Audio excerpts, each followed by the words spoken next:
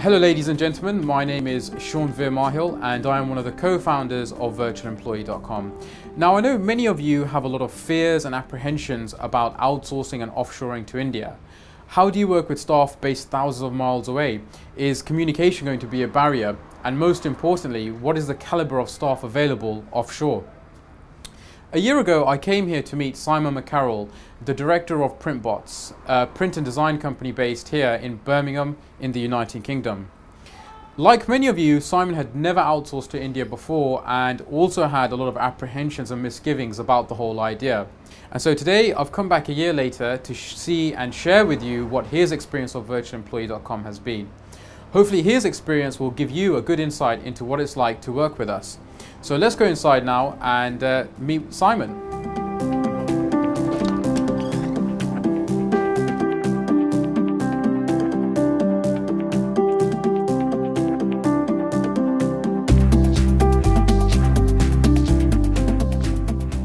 Hi Simon, it's a pleasure to meet you again here at Printbots.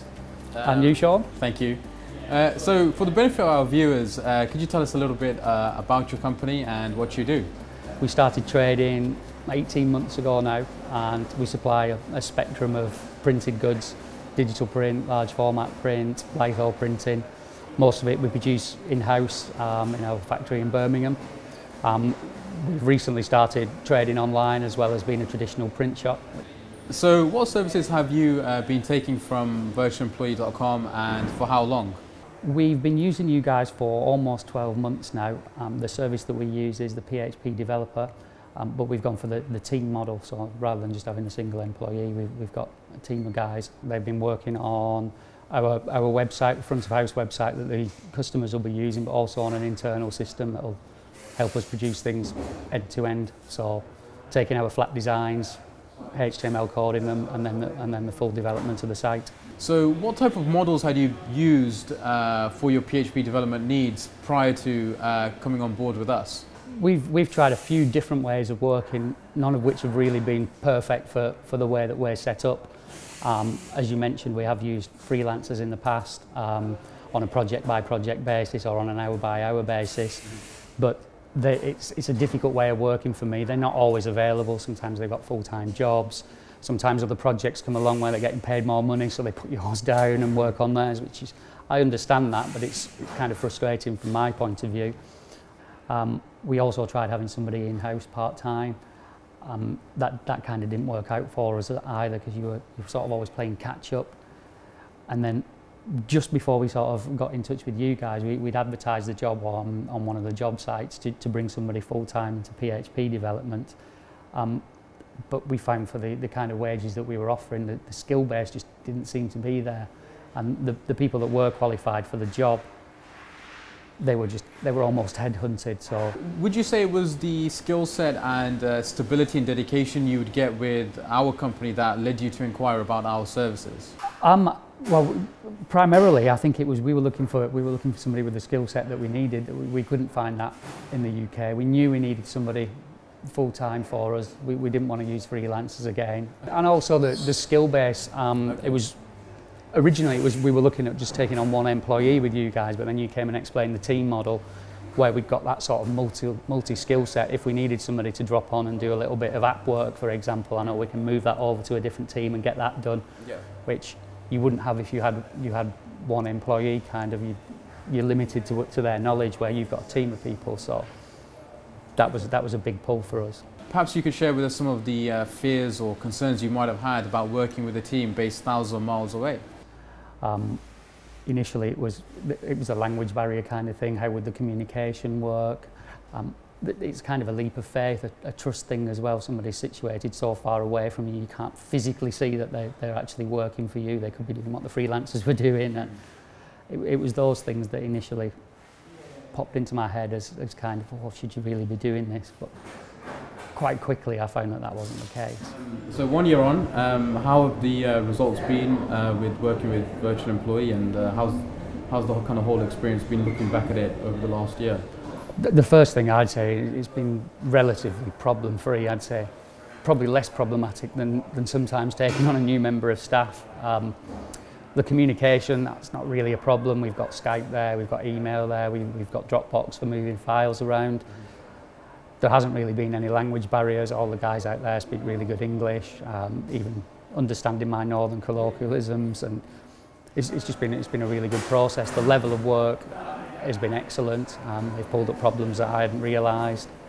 Very diligent, always delivering. So how do you work with your team out in India? What online tools do you use to collaborate and interact with them?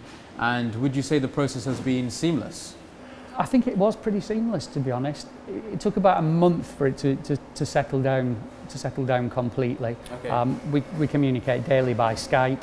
Okay. Every day I get an email report just at the end of the day when they're leaving, saying these are the things that we've worked on today. If I've got anything sort of major overhaul or a snag list of what they've been doing, that tends to be done by email, and then I'll upload PDFs to Dropbox, so they've always got a copy of it with the notes on there, and it works really well for us actually. The guys are pretty good as well. If I'm out of the office for a couple of days, they'll just get their heads down, carry on, wait till I come back. Is there anything in particular that you like about virtualemployee.com service, or has been advantageous for your company? I'm pretty happy with the whole thing, if I'm honest with you. From a cost point of view, it's advantageous to me. It's definitely cheaper than employing somebody in the UK. There isn't the same national insurance problems. If the shower's ever off sick, there's somebody there that steps in, so we don't have any downtime from that. The skill base they seem pretty well trained compared to some people in the UK, and the knowledge base is wide, and what they've delivered has been excellent. So would you recommend virtualemployee.com to our viewers? Oh, definitely, yes. Without a doubt, it's probably one of the best business decisions I've ever made for me personally, from a financial point of view, from a delivery point of view, and from a control point of view. Just an excellent company all around. Is there anything else you would like to add? Yeah, I think it's only natural to have reservations about the communication, reservations about trust issues, but my advice would be try Virtual Employee for a month. I'm sure those kind of things will just disappear, because the communication's easy, the level of work's great, and it's just all round one less thing to worry about if you're a small business owner. See what a difference it makes to your company and to your PHP or your web development, and I'm sure you'll carry on using them for a long time.